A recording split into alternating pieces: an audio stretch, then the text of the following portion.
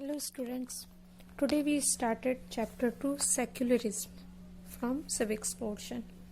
Okay, in this chapter we learn about the meaning of secularism, need for secularism, Indian secularism and similarities and dissimilarities of Indian secularism with other democratic countries.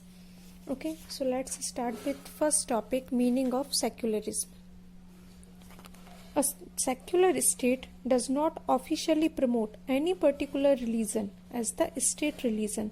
So this type of state is called secular state. So we can say that secularism refers to the separation of religion from the state.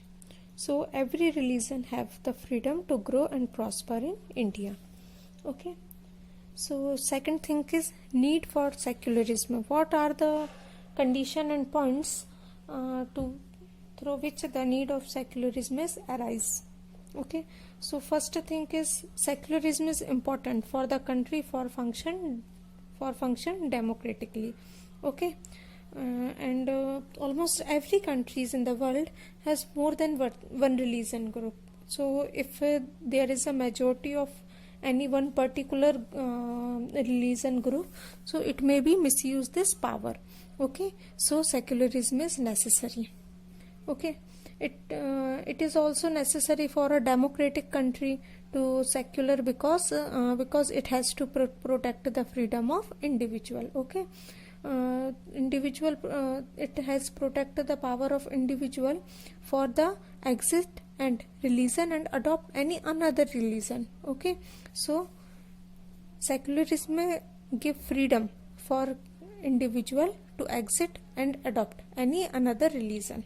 Okay, so for this purpose secularism is necessary. Second thing is Indian secularism. Okay, so in Indian secularism, the secular was inserted in preamble in 1976. Okay, so India has also a secular state. Okay, so in our constitution only a secular state can be achieved some objectives like that one religion commodity does not dominate another religion group or commodity, member of a religion group do not dominate other member of the same religion community or a group, and state does not enforce any particular religion nor does it take any religion freedom of individual. Okay, so these are the some objective which was eliminated for secular state.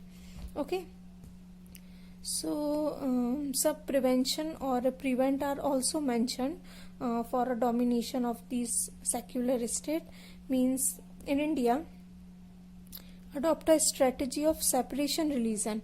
That means it does not support any one religion. For example, we cannot celebrate any religion festival in government school or premises.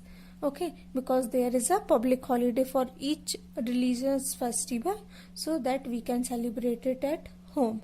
Okay, and India is also adopt a strategy of non-interference with religious practice. Okay, because in order to respect the sentiments of all religions. For example, as per the law in Delhi, wearing of helmet is very essential. Okay, for two wheelers, but the Punjabis and Sikh have been exempted from this law because wearing of pagdi is very important for Sikh religion. Okay, so in this way government is also non-interference with the religious practice. Okay, another thing is that Indian constitution ban the practice of untouchability. Okay, because the state intervenes in religion in order to prevent a social evil practice. Okay, the secular state India is also prevention in the intervention of the religion through its support. For example, suppose that our constitution allow the religious community to establish their own religions school or colleges. Okay, so in this way we can support or we cannot do any domination with any other religions.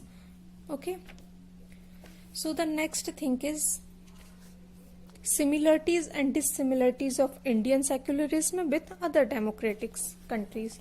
So first of all, we learn similarities. Okay, Indian secularism is similar with any other country's democratic secularism.